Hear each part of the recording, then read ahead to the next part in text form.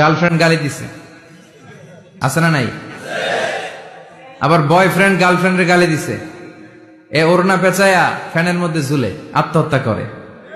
কত বড় পাগল, তুই মরলি কেন? গালি দিছে তো কি হয়েছে? হ্যাঁ, বুঝতে চায় না, হতাশ হয়ে যায়। আর বয়স কম তো, ইচড়ে পাকা, অল্পতে কাবু হয়ে যায়। এই সূরাগুলো পড়ে না, এখানে আশার বাণী আছে।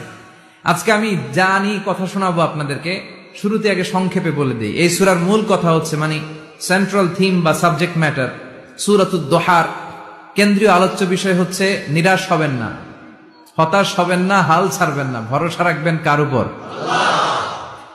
মুমিনরা নিরাশ হয়, হতাশ হয়, হাল ছাড়ে নাকি ভরসা রাখে? কার উপর ভরসা? কার উপর? না নৌকার উপর, ধানের শীষ, নাঙ্গল, হাত পাখা, দাড়িপাল্লা?